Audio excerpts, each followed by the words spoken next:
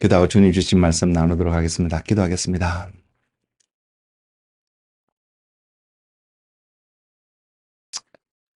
주님, 오늘 또 우리가 주님의 말씀 앞에 나왔습니다. 주님,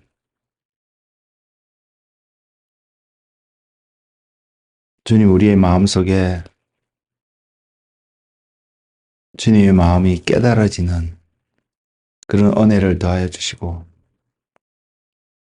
그래서 주님의 말씀 앞에, 주님의 임재 앞에, 주님의 사랑 앞에 감사와 찬송으로 반응하는 한 사람 한 사람 되도록 인도하여 주옵소서. 그래서 오늘 또 주님의 영광을 보는 시간, 주님과 연합되어지는 아름다운 시간을 경험하는 그런 은혜의 시간이 되기를 소망합니다. 주님 말씀하여 주시고 주님의 임재 안으로 주님의 아름다움을 증거하는 주님의 몸된 한 사람 한 사람으로 우리를 변화시켜 주옵소서. 예수님 이름으로 기도드렸습니다. 아멘. 제가 오늘 여러분들과 함께 나눌 하나님의 말씀은 히브리서입니다. 히브리서 2장 3절 말씀입니다.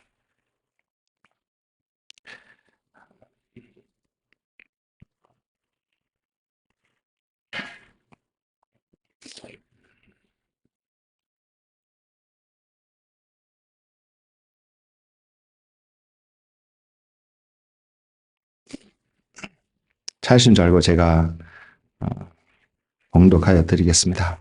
히브리서 2장 3절입니다. 우리가 이같이 큰 구원을 등한히 여기면 어찌 그 보응을 피하리요. 이 구원은 처음에 주로 말씀하신 바요 들은 자들이 우리에게 확정한 바니. 아멘. 큰 구원이라는 제목으로 하나님이 깨닫게 하신 것, 생각나게 하신 것, 기억나게 하신 것들을 여러분들과 함께 나누기를 원합니다. 제가 지난 금요일 날에도 우리 말씀을 드렸는데요. 그게 어떤 내용이냐면 하나님이 저와 여러분으로 하여금 기본으로 돌아가야 될 것을 언급하고 계심을, 이야기하고 계심을 느낄 수 있었습니다. 그래서 우리가 그 기본이 무엇인지 다시 한번 살펴보며 우리의 삶이 그 기본 위에 지금 세워져 가고 있는지 점검하는 어떤 시간들이 되었으면 좋겠다는 마음이 있습니다. 그래서 오늘 제가 준비하게 된 메시지도 그 기본과 관련되어 있는 어떤 메시지가 아닐까 이렇게 생각을 하고요. 여러분이 말씀을 들으면서 여러분 삶 속에, 여러분의 생각 속에, 여러분의 가치관 속에 성경에서 말하고 있는 어떠한 것이 여러분 안에 얼마만큼 지금 세워져 가고 있으며 여러분의 삶이 얼마만큼 그 삶 가운데로 다 나아가고 있는지 점검해 보는 시간이 되었으면 좋겠습니다. 왜냐하면요, 여러분이 이곳에 있기 때문입니다. 여러분이 만약 이곳에 있는 사람들이 아니라면 제가 이렇게 표현하는 표현이 전혀 의미가 없을 수 있습니다. 그러나 적어도 여러분이 이곳에 있다라는 것은 성경에서 말하는 그 진리를 여러분 안에, 저는 이렇게 생각합니다. 성경에서 말하는 그 진리를 여러분 안에 알기를 원하는 마음이 있다라는 것을 말입니다. 여기 있는 한 사람 한 사람마다 그것을 발급해하고 그것을 알고 그것을 살아가는 삶의 어떤 기준이나 레벨이나 깊이나 넓이가 다 다르겠지만 그럼에도 불구하고 우리는 하나님께서 우리에게 말씀하시고자 하는 것에 귀를 듣기를 원하고 기울이기를 원하고 그 말씀에 우리의 삶이 함께 되어져서 하나님이 기뻐하는 어떠한 모습의 삶으로 살아가기를 원하는 그 마음이 이곳에 있는 모든 사람에게는 조금은 있다고 생각합니다. 그렇기 때문에 우리는 오늘 하나님께서 기본으로 돌아가야 된다고 말씀하신다면, 기본의 것을 이야기하신다면 어쩌면 이런 표현이 맞을지도 모르겠습니다. 첫사랑을 잃어버린 자, 첫사랑 가운데로 또한 돌아가야 될 어떠한 영역들이 있다라면 우리가 이런 시간들을 통해서 나는 그런 첫사랑 가운데 또는 내가 세워져 가야 되는 그런 기본 가운데 말씀이 전하고는 가장 기본적인 펀더멘털한 그 베이직이 되는 그 말씀 가운데 나의 삶이 온전히 놓여져 있는지, 그 위에서 그 삶이 세워져 가고 있는지 살펴보기를 원하고요. 만일 그렇지 않다라면, 그렇지 않는 어떤 영역이 여러분 발견하게 된다라면 그 기본 위에 세워지는 모든 삶은 그것이 여러분 보시기에 또한 세상에서 사람들이 그 삶을 바라보고 와라고 표현하고 칭찬하고 격려하고 너 잘하고 있어 라고 말한다 할지라도 저는 분명히 말씀드릴 수 있습니다. 그 삶은 무너지게 될 것입니다. 그 삶은 어느 순간에 와르르 무너지게 될 것입니다. 그래서 우리는 그런 어리석은 삶을 세워가는 자들이 되고 싶지를 않습니다. 그래서 우리가 하나님 말씀 앞에서 내가 지금 하나님이 말씀하시는 그 말씀 안에 내 삶이 차곡차곡 때로는 너무 느려 보이고 너무 천천히 가서 분명히 씨앗을 심었는데 하루가 지나고 이틀이 지나고 한 달이 지나고 1년이 지나도 싹이 나오지 않는 모습에서 답답할 수는 있겠지만 그럼에도 불구하고 하나님 앞에서 내가 바른 것을 심고 바른 것이 자라나도록 기다리고 있는 저와 여러분의 모습이 발견되어지는 은혜가 있기를 소망합니다. 그래서 주님 앞에 서는 그날, 주님 앞에 섰던 그날, 서게 되는 그날 하나님으로부터 칭찬을 들을 수 있는 어떤 칭찬이요? 착하고 충성된 종이라는 칭찬말입니다. 그 이야기를 들을 수 있는 저와 여러분이 삶이 되기를 소망하며 오늘 또 말씀 앞에 한번 서기를 원합니다. 하나님의 말씀 성경은요, 우리에게 분명하게 한 주제를 전하고 있습니다. 여러 모습으로, 여러 각도로, 여러 가지 표현으로 그것을 설명하고 있다 할지라도 그 모든 설명은 성경에 근거한 그 모든 설명은 딱 하나를 가르치고 있습니다. 그 하나는 제가 지금 하나로 표현하니까 꼭 불경건한 것 같은데 한 분을 가르치고 있습니다. 바로 예수 그리스도를 가르치고 있습니다. 그래서 저와 여러분이 듣게 되는 수많은 좋은 가르침, 성경 말씀을 인용하고요, 이용해서 가르치는 수많은 가르침들이 그 가르침을 들으면서 와, 정말로 그렇구나, 정말로 놀랍구나 이렇게 깨달아지는 수많은 가르침들이 결과적으로 주님을 이야기하고 있지 않고 주님 안에서 나와서 가르쳐지는 그러한 가르침이 아니라 사람의 아름다운 엘로컨트한 스피치로 그러한 말로서 전달되어지는 하나의 메시지고 내용이라면 그래서 그곳에 빠지게 되면 최악의 경우에는 이단이라는 그런 사상 속에서도 빠질 수가 있습니다. 그래서 저와 여러분이 기준이 되는 유일한 한 가지는 바로 성경에서 이야기하고 있는 예수 그리스도가 우리의 삶 속에 저와 여러분의 삶 속에 온전히 발견되어지고 세워지고 전달되어지는 그러한 은혜 가운데 살아가고 있는지 다시 말씀드리면 우리의 삶의 기준이 예수 그리스도입니다. 여러분 분명히 기억하십시오. 예수 그리스도가 여러분의 삶의 기준입니다. 여러분 주변에 있는 또는 여러분 앞에 있는 저 같은 사람이나 또는 여러분 주변에 있는 어떤 여러분 생각하기에 믿음의 지체라고 보여지는 그런 한 사람 한 사람이 여러분의 기준이 아닙니다. 그 사람들 통해서 격려도 받을 수도 있고요. 힘을 얻을 수 있는 부분도 있을 수는 있겠지만 그러나 저와 여러분이 반드시 기억하고 점검해야 될 그 기준은 예수 그리스도이십니다. 그 말은요, 이것입니다. 예수님이 이 땅에서 사셨던 삶의 모습, 예수님이 말씀하셨던 말씀의 내용들, 예수님이 행하셨던 행함의 어떤 것들이 여러분 삶의 기준이 되어지고 우리가 동일하게 그러한 삶의 모습들이 내 삶 속에서 나타나고 있는지를 살펴보는 또한 그 삶을 기대하고 살아가는 모든 삶의 여정이 저와 여러분이 오늘날 교회에 와서 살아가는 소위 믿음의 삶의 모습이라는 사실 말입니다. 내가 이만큼 했으니까 나는 이 정도 하니까 저 사람보다는 더 나으니까 그것을 위해서 우리가 칭찬 들을 수 있겠죠. 여러분 칭찬 들을 수 있습니다. 그러나 그 기준이 옆에 사람보다 나은 그 기준이 여러분을 구원의 자리에 생명의 자리로 이끌지 않는다는 사실을 우리는 기억했으면 좋겠습니다. 그래서 우리가 지금의 모습이 어떠하든 간에 저와 여러분 늘 이것을 고백하고 이것을 바라보는 우리의 삶이 되었으면 좋겠는데 우리의 삶의 목표는 우리가 그래서 그 목표를 도달하기 위해서 우리가 걸어가는 그 과정은 그래서 목표에 도달했을 때 우리에게 나타나기를 원하는 열매이자 그 결과는 바로 예수 그리스도 주님이라는 사실을 우리는 꼭 기억하는 그런 은혜의 사람들이 되었으면 좋겠습니다. 제가 분명히 이렇게 말씀을 드리고 있는데요. 성경이 분명히 그것을 이야기하고 있습니다. 예수님을. 그래서 이런 표현을 할 수 있습니다. 하나님께서 저와 여러분에게 주시고자 하셨던 궁극적인 모습에 그것을 우리의 언어로 지금 표현하는 것을 표현하면 하나님이 우리에게 바로 이 예수님을 주시기 위해서 우리에게 복음이라는 형태로 구원이라는 형태로 우리에게 찾아오셨다는 것입니다. 하나님은 우리에게 예수님을 주시기 위해서 오셨고요.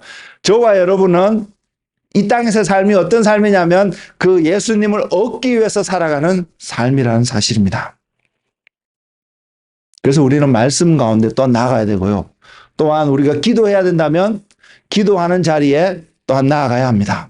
그래서 하나님이 주시고자 하시는 것, 우리가 얻고자 하는 것이 동일한 목적을 가지고 있기 때문에 우리가 그러한 삶으로 살아갈 때 저와 여러분은 하나님과 동행하는 삶의 어떤 모습으로 분명히 나타나게 될 것입니다.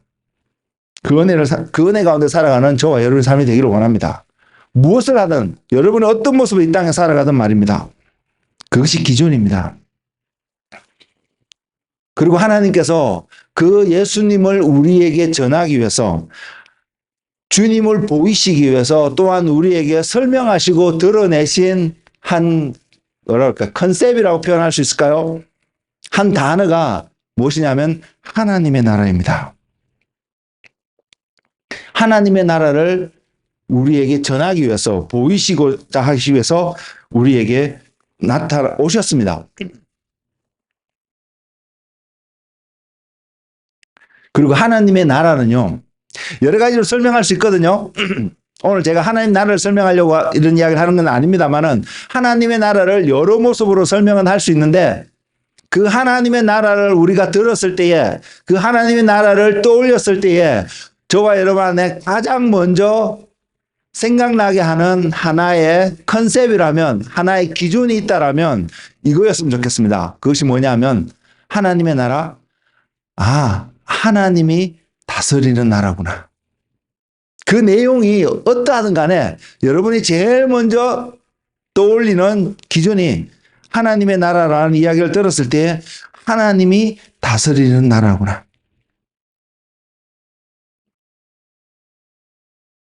이게 굉장히 중요합니다. 왜냐하면요. 이것을 분명히 알고 있기를 원하는데 이것이 뭐냐면 하나님이 다스리는 나라가 하나님의 나라인데 거기에 덧붙여서 저와 여러분이 또한 알기를 원하는 우리 삶을 점검해 보면서 내가 정말로 이 나라를 원하고 있는지 안 하고 있는지 어떤 나라요? 하나님이 다스리는 나라를 내 삶 속에서 원하고 있는지 안 하고 있는지를 점검해 볼 수 있는 또 하나의 기준을 표현을 하자면 이렇습니다. 하나님의 나라를 모든 사람이 갈망할 수 있는데 하나님이 다스리는 나라를 원하지 않는 사람들은 그 나라를 원하지 않는 모든 사람들의 특징은요, 제 가운데 있는 사람들이기 때문입니다.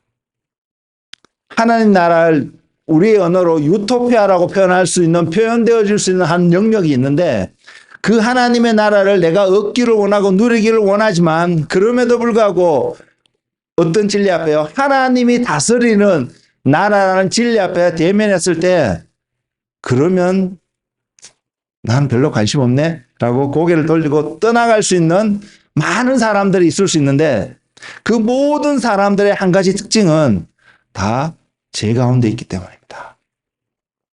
그것이 특징입니다. 하나님 나라를 자체를 묵상하면요, 너무나도 가고 싶은 나라고요. 너무나도 그것을 소망하고요. 내 삶 속에서 이루어지길 바라볼 수밖에 없는 나라입니다. 왜? 이사야 선지자는 그 나라에 대해서 이렇게 한 문구로 표현했거든요. 상함도 없고 해함도 없는 나라라고 말입니다. 독사의 굴에 어린아이가 손 놓을 수 있는 나라고요. 사자와 어린 양이 함께 뛰어놀 수 있는 어떠한 모습의 나라를 이사야 선지자는 그려주고 있거든요. 하나님의 나라가 온전히 이루어졌을 때 우리는 분명히 이것을 경험하게 될 것입니다. 이것이 하나님 나라가 나타내는 하나의 모습입니다. 세상에 사는 어떤 누구도 그 나라에 들어가게 사는 것을 기뻐하지 않은 사람이 아무도 없을 것입니다. 그러나 문제가 있습니다. 그럼에도 불구하고 그 나라의 이야기를 들었을 때에 대다수의 많은 사람들이 고개를 돌릴 수밖에 없는 결정적인 기준이 제가 조금 전에 말씀드렸던 바로 그 기준, 하나님이 다스리는 나라입니다. 제 가운데 있는 사람은 이것을 가장 싫어합니다. 달리 말하면 죄라는 것은 뭐라고 표현하면 내가 내 삶을 다스리며 내가 내 삶대로 내 임의대로 살아가기를 원하는 삶의 모습이라고 말씀드릴 수 있습니다. 이것이 아담이 선악과를 따먹게 된 결정적인 이유였습니다. 물론 선악과를 바라보니까 보암직도 하고요. 먹음직스럽고 맛있어 보이는 어떤 부분들이 또 있는 거죠. 그런데 선악과가 이야기하고 있는 그 나무의 열매를 따먹은 그 자실 자체가 죄가 될 수밖에 없는, 그래서 더 이상 에덴 동산에서 거하지 못하고 에덴 동산에서 그냥 쫓겨나면 그나마 그것도 다행일 수 있는데요. 에덴 동산에서 쫓겨나는 그 사실 자체는, 아니 그 나무의 열매를 따먹게 된 그 사실 자체는 결국 아담 안에 하나님과의 릴레이션십이 브로큰 될 수밖에 없는, 깨어질 수밖에 없는 결정적인 이유가 선악을 알게 하는 나무의 열매를 먹는 것이었습니다.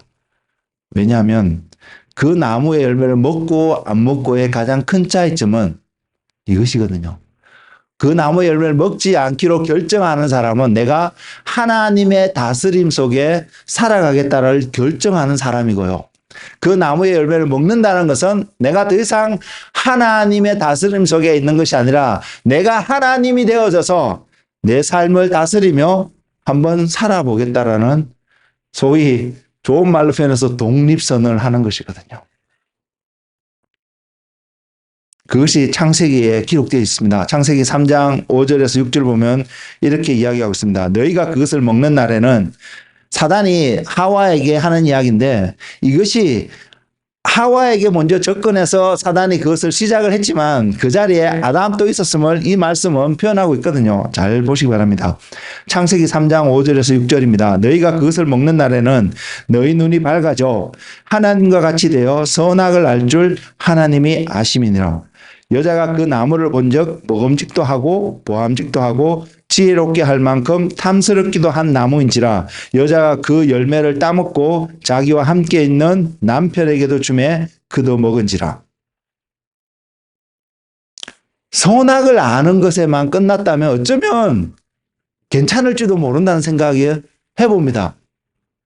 그런데 그 표현을 했습니다. 그것을 먹는 날에는, 선악을 알게 하는 나무의 열매를 먹는 날에는 너희의 눈이 밝아져서 하나님과 같이 되어, 하나님과 같이 되고자 하는 욕망이, 원래 사람들이 원래 만들었던 아담 속에서는 그런 욕망이 없을 수 있습니다. 그 아담에게, 하와에게 사단이 부추겨서 그 안에 있던, 사탄에게 있던 그 욕망을 전이시키는 과정, 그 유혹하는 그 과정을 통해서 결국 아담이, 하와가 그 나무의 열매를 보니까 정말로 그럴 수 있을 것 같이 보였다는 얘기거든요. 그래서 먹게 되었습니다. 그리고 자기와 함께 있는 남편에게도 주었다라고 기억하고 있습니다. 만일 하와가 집에 있고요, 아담이 밖에 나서 뭐 나무 열매를 따든지 뭔가를 먹을 음식을 구하기 위해서 나갔다가 들어왔을 때에 하와가 그것을 전해줬다라면, 그런 어떤 환경이었다면 성경은 그렇게 표현하지 않았을 거라고 생각해 봅니다. 같이 있었다는 것이죠. 그래서 먼저 그 열매를 먹은 자는 하와일 수 있겠지만 그 같이 있는 아담에게도 그 열매를 줬고 아담도 먹었거든요. 그 말은 아담도 사탄이 하와에게 하는 이야기를 다 듣고 있을 수 있다라는 것을 암시하고 있는 한 구절의 말씀이랍니다. 그렇기 때문에 하나님께서 뒤에 가서 이런 표현을 합니다. 아담이 범죄한 것으로 말미암아, 첫 번째 아담이 범죄함으로 말미암아 죄가 세상에 들어올 수밖에 없었다는 것을 성경은 증거하고 있습니다. 그래서 하나님과 인류는 원수될 수밖에 없습니다. 당연하지 않겠어요? 원수가 되는 게 당연하지 않겠어요? 왜? 하나님의 자리를 탐하니까요. 사단과 하나님은 원수지간이 될 수밖에 없지 않겠어요? 왜? 사단이 하나님의 자리를 탐하기 때문에. 하나님 나라가 세워져 가는데 하나님이 아닌 다른 어떤 존재가 그 나라를 다스리게 된다면 그 나라를 더 이상 하나님의 나라라고 부를 수 없지 않을까요? 그럼 우린 잘 생각해 봐야 합니다. 내가 하나님 나라를 갈망하고 내가 하나님 나라에 들어가기를 원하는 마음이 내 안에 있다라면 우리는 기본적으로 하나님의 다스림 속에 내 삶이 세워져 가는 것을 원한다라고 표현할 수 있어야 되지 않을까요? 반대로요. 여러분 한번 곰곰이 생각해 보십시오. 소위 교회의 언어로 순종하기 싫은 어떤 상황들, 여러분 삶 속에서 있는 상황들, 왜 싫어할까요? 내가 원하지 않기 때문에. 내가 손해볼 것 같으니까. 어떤 그러한 마음들이 순종하지 못하게끔 우리 자신을 자꾸 부추기고 있는 그런 우리의 모습들을 발견하게 되지 않을까요? 그것이 죄가 이 땅에 들어올 수밖에 없었고 죄로 인해서 하나님과 우리의 관계가 단절될 수밖에 없다는 사실입니다. 그러면 이것이 왜 우리에게 심각하게 다가올 수밖에 없냐면 하나님이 세상 모든 시스템과 세상 모든 사람이 거부해도 궁극적으로 우리가 대면하게 될 한 진리는 뭐냐면 하나님이 저와 여러분을 창조하셨다는 진리거든요. 분명히 그것을 대면하게 될 것입니다. 그리고 하나님이 창조하셨다는 진리를 대면하면 우리는 생각할 수밖에 없고 발견할 수밖에 없는 것이 사람 안에 하나님의 형상으로 지음을 받은 존재라는 사실이 명확하게 새겨져 있기 때문입니다. 보게 되기 때문입니다. 그런데 아담의 범죄로 우리가 죄 가운데 태어난 그 순간, 그렇게 된 그 순간 우리에는 무엇이냐면 그 하나님의 형상이 있어야 될 우리 안에 더 이상 하나님의 형상이 없는 우리의 모습을 발견하게 될 것이기 때문입니다. 이것이 옵션이고 내가 선택할 수 있는 상황이라면 너무나도 감사할 텐데 고마울 텐데 전혀 그렇지 않거든요. 우리가 아무리 부인하여도 부인할 수 없고 대면할 수밖에 없는 바로 그 하나님의 형상으로 지음을 받은 저와 여러분. 죄 가운데 있으면 더 이상 하나님의 형상이 우리 안에서 어떠한 역할을 할 수 없고 그 형상을 잃어버린 바 될 수밖에 없는, 그래서 살아있지만 더 이상 살아있는 것이 아니라 죽은 자가 될 수밖에 없는 저와 여러분의 모습을 우리는 경험할 수밖에 없습니다. 그런 우리들을 향해서 찾아오신 분이 하나님이십니다. 그리고 그 우리를 향해서 그렇게 원수되어졌고 그렇게 분리되어졌고 다시는 그 하나님과 연합되어질 수 없을 것 같이 보이는 우리들에게 찾아오셔서 그 연합의 길을, 하나가 될 수 있는 길을 보이셨기 때문입니다. 여러분 그것을 원하세요? 여러분 그것을 경험해 보기를 원하세요?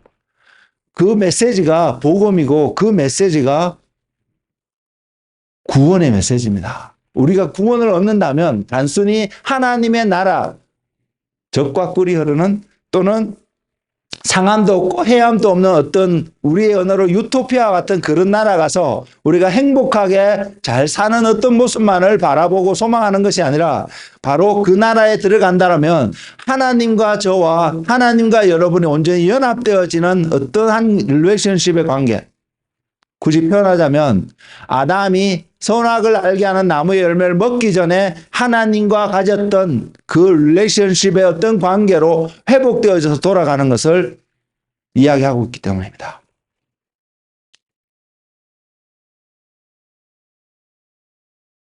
결국은 이것입니다. 저와 여러분이 하나님과 연합되어진 궁극적인 한 모습은 하나님의 나라가 여러분 삶 속에 온전히 이루어지는 것입니다. 하나님은 그렇게 하시려고 오셨습니다. 주님을 보내셨습니다. 그래서 주님 오셨을 때에 하나님의 사람들이 이 땅에 와서 그 하나님의 메시지를 갖고 왔을 때에 전했던 첫 번째 메시지가 그런 류의 메시지가 뭐냐면 회개하라 천국이 가까웠다였습니다. 주님이 오시기 전에 세례요한 이전까지는 회개하고 하나님께 돌아가야 된다는 어떤 메시지를 전했다면 주님이 오시기는 그 시점에 세례요한부터 시작돼서 전파되기 시작했던 메시지의 주제는 회개하라 천국이 가까웠다. 하나님의 나라가 가까웠다는 것입니다. 여러분 삶 속에 그 하나님의 나라가 세워져 가고 계신가요? 저는 이런 이야기를 하고 싶지 않습니다. 내가 저 사람보다 더 많이 세웠고 나는 좀 적게 세워졌네. 이런 차원의 것을 이야기하고 싶지 않습니다. 여러분이 근본적으로, 기본적으로 구원의 메시지, 복음의 메시지에 여러분이 반응하며 나오신다면, 그래서 이 자리에 계시다면 여러분 삶 속에 내가 하나님 나라를 향한 그 하나님의 나라가 내 삶 속에서 세워져 가고 있는 삶을 오늘도 살아가고 있으며 그렇게 세워져 가는 삶에 여러분 자신이 관심을 가지고 있느냐는 질문을 드리고 싶습니다. 그 나라, 하나님의 나라를 좀 더 생각해 보면요. 하나님의 관점 속에서 표현되어지는 것이 하나님의 나라라고 표현되어 줄 수 있다면 사람의 관점 속에서 표현되어 줄 수 있는 표현이 구원이 아닐까 이렇게 생각이 되어집니다. 하나님 나라에 들어가는 것이 구원의 시작이기 때문입니다. 왜냐하면요. 그 하나님 나라가 아무리 아름답고 영광스러운 나라 해도 저와 여러분이 참여할 수 있는 길이 전혀 없다면 어떠한 노력과 어떠한 무언가를 들여도 우리가 그 나라에 참여할 수 있는 길이 전혀 없다면 우리하고는 아무 관계없는 나라일 수 있거든요.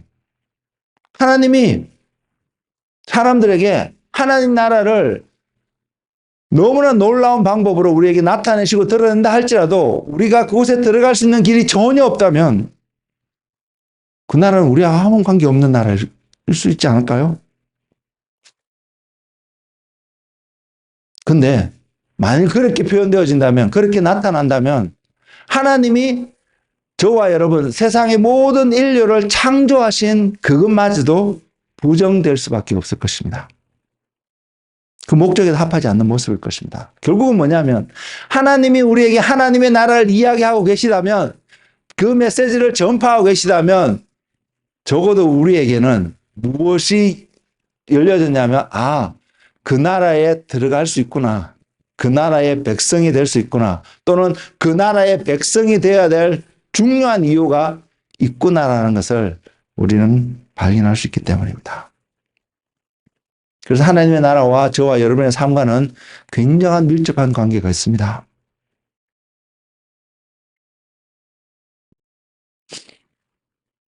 하나님의 나라는 말입니다. 근데 그 나라에 들어가는 사람들의 특징은 딱 한 가지 특징이 있습니다.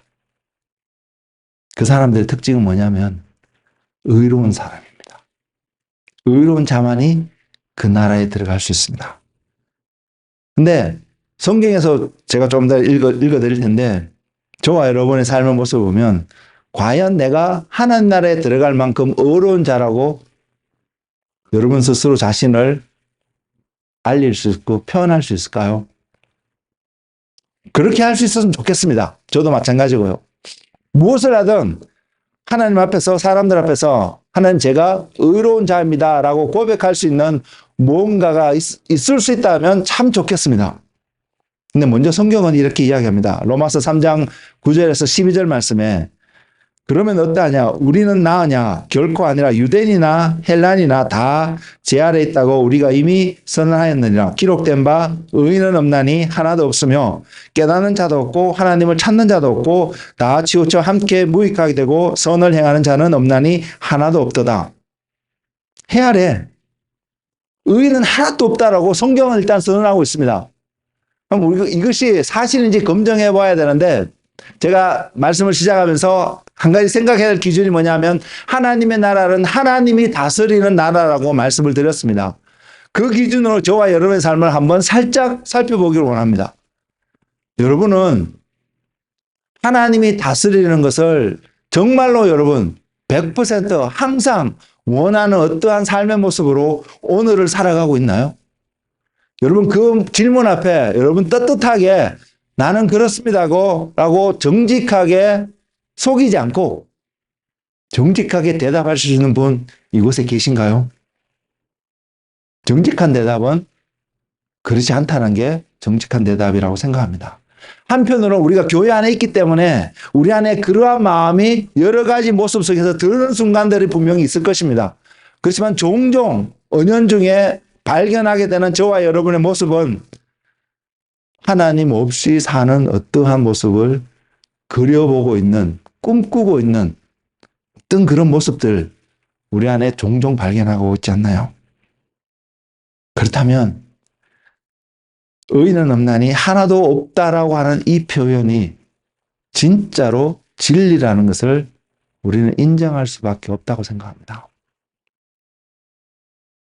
다 치우쳐 깨닫는 자도 없고 하나님을 찾는 자도 없고 다 치우쳐 함께 무익하게 되고 선을 행하는 자는 없나니 하나도 없도다. 이 말씀이 부인할 수 없는 진리라는 사실입니다. 그런 우리들에게 하나님이 찾아오셨다는 거죠.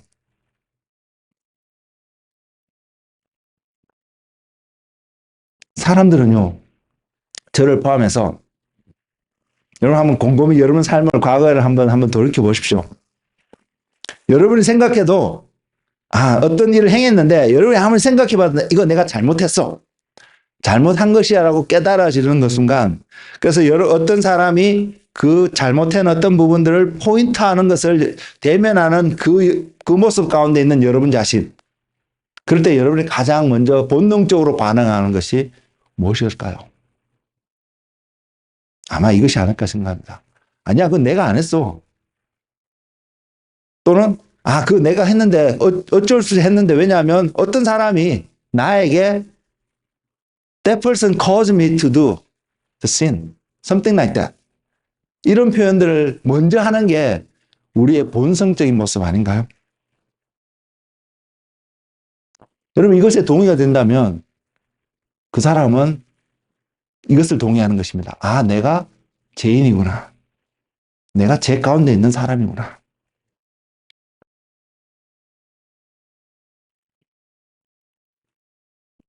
아담이 그랬잖아요.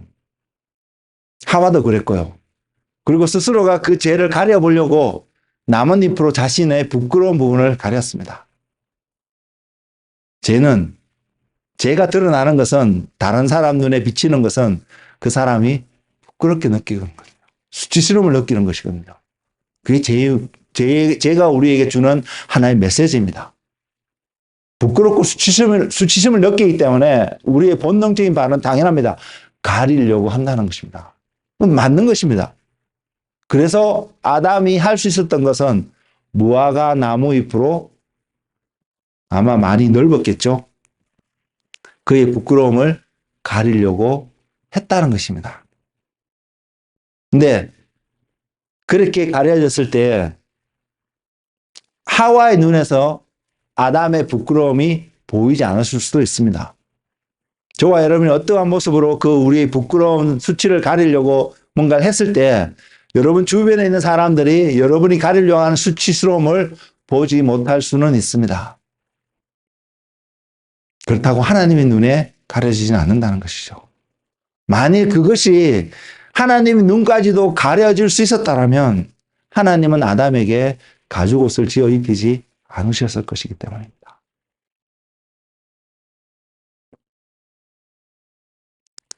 그 가죽옷은요, 결국은 하나님의 눈마저도 충분하게 가릴 수 있는 하나님이 주신 선물이었다는 사실입니다. 그래서 무엇이 선포되어지냐면 righteousness of God. 그것이 선언이 되어지는 것입니다. 하나님의 공의가 선포되어지는 것입니다. 어떤 사람에게요? 하나님이 입혀준 가죽옷을 입고 있는 사람에게요. 그 가죽옷은 주님의 십자가를 이야기하고 있습니다. 그럼 우리에게 이런 질문을 던져볼 수 있지 않을까요? 나는 지금 하나님이 입혀주신 가죽옷, 그 십자가로 나의 부끄러움을 가리고 있는가?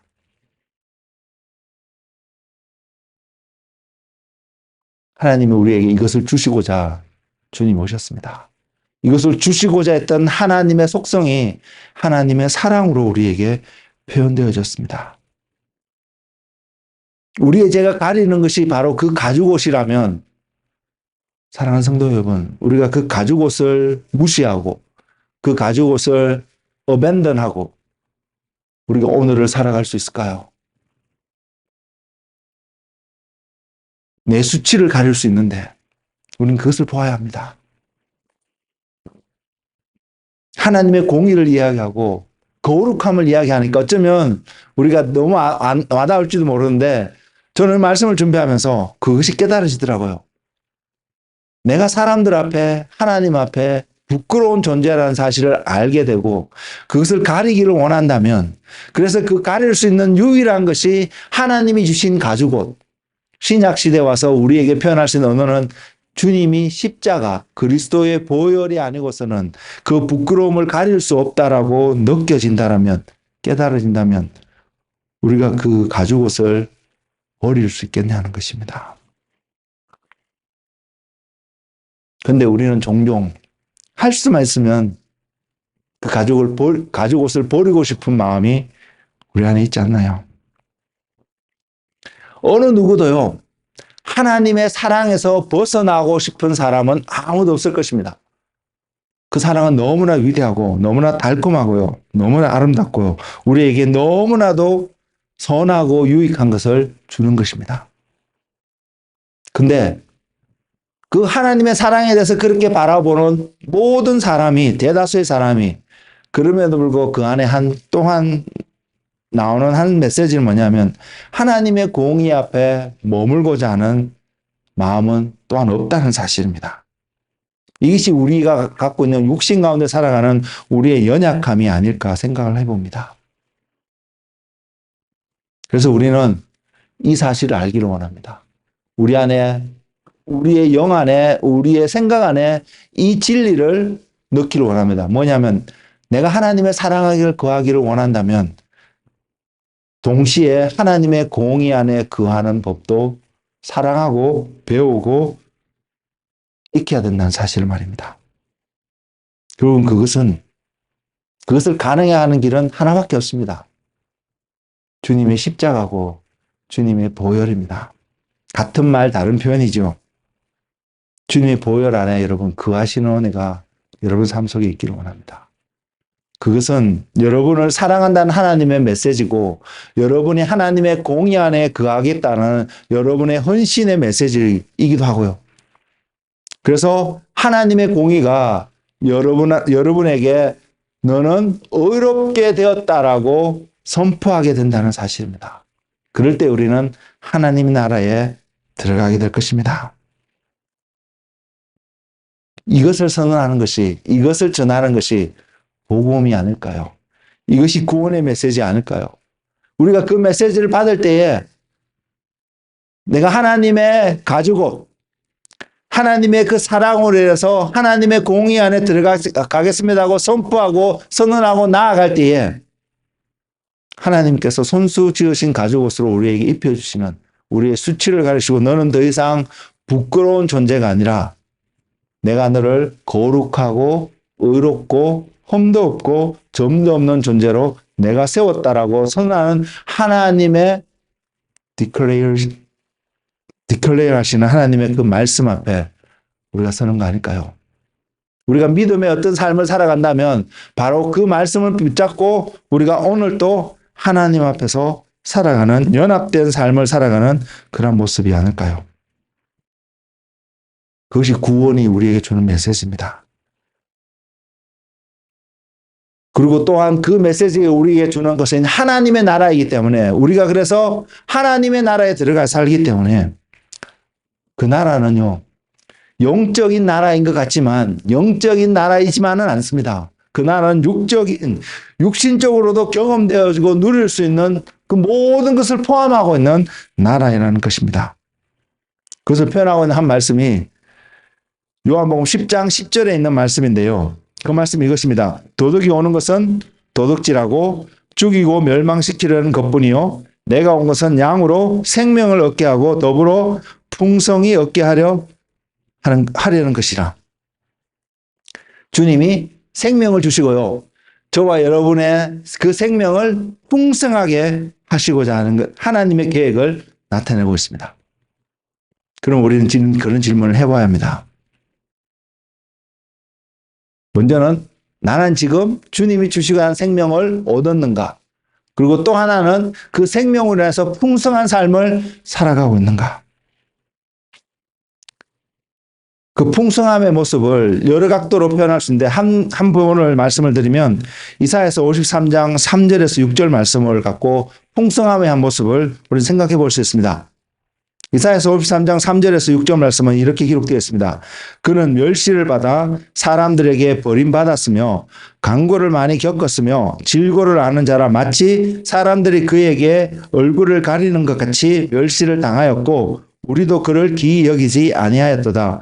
그는 실로 우리의 질고를 지고 우리의 슬픔을 당하였거늘 우리는 생각하기를 그는 징벌을 받아 하나님께 맞으며 고난을 당한다 하였노라. 그가 찔림은 우리의 허물 때문이요 그가 상함은 우리의 죄악 때문이라. 그가 징계를 받음으로 우리는 평화를 누리고 그가 채찍에 맞음으로 우리는 나음을 받았도다.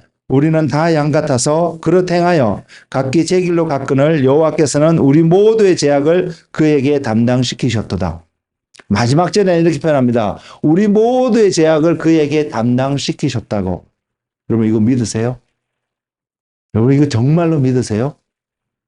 이것을 믿는 사람은 그 삶 속에 내 안에 있는 모든 죄악이 예수님께로 전이 되어졌구나 하는 사실을 아는 삶 아닐까요? 그래서 그 사람이 살아가는 삶은 의인으로서의 사는 어떠한 삶의 모습 아닐까요? 또 그가 찔림은 예수님이 찔림을 당하셨다는 사실 여러분 믿으세요? 예수님이 상함을 입었다는 사실 여러분 믿으세요? 예수님이 징계를 받으셨다는 사실 한마디로 표현해서 예수님이 십자가에 달려 돌아갔다는 그 사실을 여러분 믿으세요? 믿음은요. 예수님이 십자가에 달려 돌아갔다라는 하나의 팩트들을 인정하는 것만이 믿음이 아닙니다. 믿음은요. 예수님이 십자가에 달려 돌아가신 것을 인정할 뿐만 아니라 그 십자가에 달려 돌아가심이 이사야서의 고백은 이렇습니다. 그가 찔림은 우리의 허물 때문이고 우리의 허물이 해결되어졌다는 것입니다. 그가 상함은 우리의 죄악이고 주님이 징계를 받았으면 저와 여러분은 무엇을 누릴 수밖에 없다고요? 평화를 누리는 것을 알고 그 누림을 경험하고 살아가는 그 삶이 믿음의 삶이고요. 주님이 채찍에 맞으셨다는 사실을 여러분이 인정하신다면, 고백하실 수 있다면, 그렇다면 그 결과는요, 우리의 나음을 이야기하고 있습니다. 치유를 이야기하고 있습니다. 평화를 이야기하고 있습니다. 온전함을 이야기하고 있습니다. 이것이 우리에게 드러나는 것이 진짜 믿음의 삶입니다. 예수님이 십자가에 달려 돌아가셨다는 사실 자체만을 아는 것이 믿음이 아니라요. 그것도 믿음의 한 부분인데 그 믿음으로는 부족합니다. 그 믿음은 야고보 사도가 이야기하고 있는 것처럼 마귀도 하나님을 믿고 떤다라고 하는 믿음과 동일한 믿음일 수 있다는 사실입니다. 그 믿음이 마귀를 구원할까요? 전혀 아닐 거예요. 아닙니다. 그렇다면 우리는 그러한 수준의 믿음에 머물러 있어서는 안 된다는 사실입니다. 성경이 우리에게 보여주고 있는, 그래서 우리가 믿음의 삶을 살아가야 되는 어떠한 우리의 삶의 결과는, 믿음의 결과는 그가 찔림은 우리의 허물 때문이고, 그가 상함은 우리의 죄악 때문이고, 그가 징계를 받음으로 우리가 평화를 누리고, 그가 채찍을 맞음으로 우리가 나음을 받았다라는 사실을 경험하고 살아가는 우리의 삶이라는 것입니다. 우리는 이 믿음 가운데 살아가기를 원합니다. 이것을 경험하고 이것을 바라보고 하나님 앞에 요구하며 믿음의 삶을 오늘 또 살아가시는 저와 여러분의 삶이 되기를 원합니다. 이것이 주님이 행하신 일이십니다. 이것이 하나님과 멀어져서 하나님께 다가갈 수 없었던, 공의로운 하나님 앞에 도저히 설 수 없었던 저와 여러분에게 찾아오셔서 십자가에 달려 돌아가시면서 우리에게 이루어진 일. 그래서 저와 여러분이 믿는다라고, 믿음의 삶을 산다라고 고백하며 이 자리에 나와 있다면 우리는 바로 이것을 바라볼 수 있기를 원합니다. 아, 주님이 이것을 이루셨구나. 그러면 이것이 내 것이구나. 주님이 나의 질고를, 주님의 나의 죄악을 담당하심으로 내가 의롭게 되어졌고, 그래서 내가 나음을 입었구나.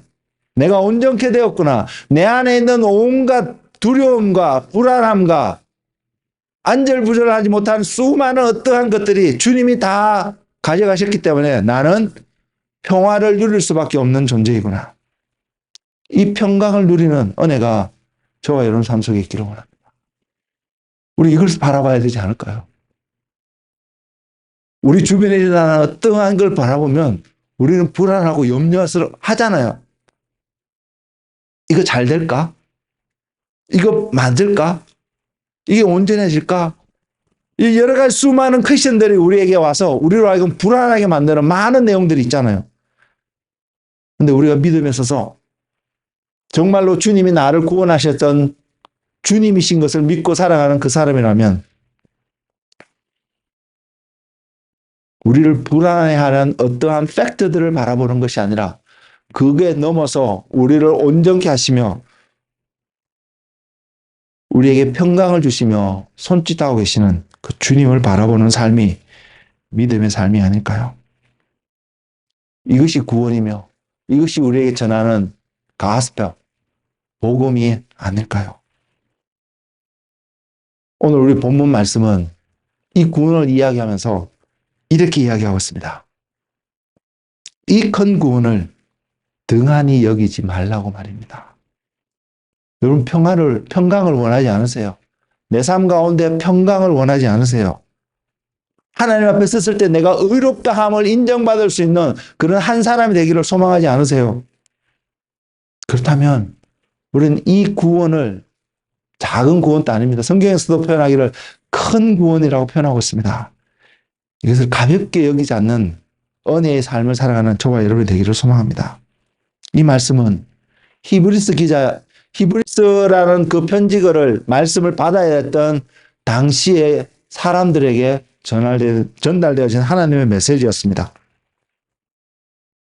그 말은 당시에도 어쩌면 우리가 똑같은 생각을 하고요. 똑같이 삶을 살아갈 어떤 삶, 구원은 받은 것 같은데 그것을 가볍게 여기거나 그 가치를 잘 모르고 여전히 이 땅에 속해서 이 땅의 좋은 것을 바라보고 이 땅의 것들을 추구하고 살아가는 하나님을 잊고 살아가고자 하는 어떠한 모습의 삶을 살아가는 그 모습들이 당시에도 있었다는 것을 성경은 보여주고 있다고 믿습니다. 우리도 당연하고요. 마찬가지고요. 그래서 하나님께서 우리가 기본으로 돌아가야 된다고 말씀할 때에 우리가 다시 한번 돌아가서 내가 이 구원 가운데, 이 복음 가운데, 이 메시지 가운데 지금 온전히 서서 하나님이 우리에게 주시고자 하는 그 하나님의 나라, 그 나라를 바라보고 오늘 또 살아가고 있는 한 사람인지를 점검되어지는 시간이 되기를 주님의 이름으로 고민을 드립니다.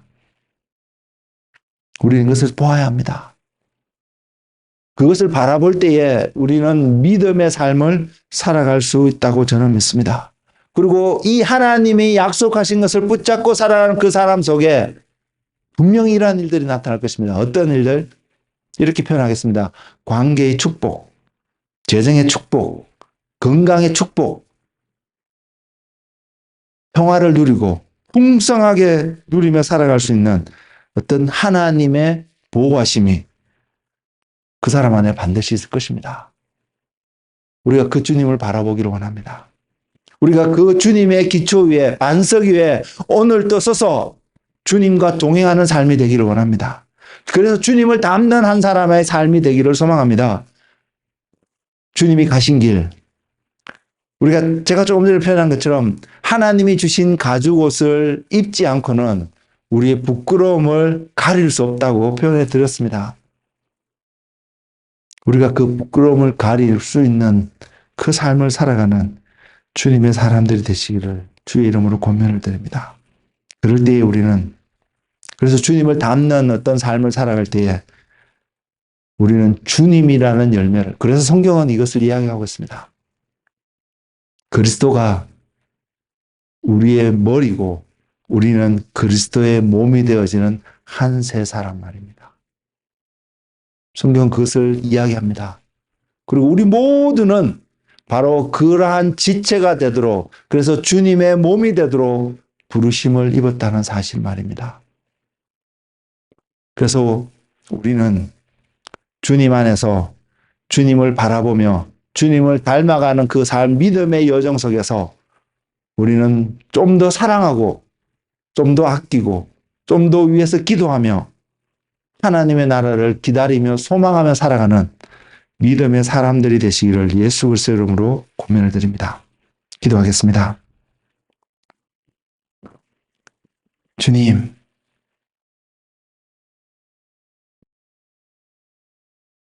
우리에게 깨닫는 마음, 주님을 바라볼 수 있는 결단의 헌신을 하는 그 마음을 주셔서 주님이 우리에게 전하고자 하시는 복음의 핵심, 예수 그리스도를 보는 은혜, 경험하는 그 은혜를 허락하여 주옵소서.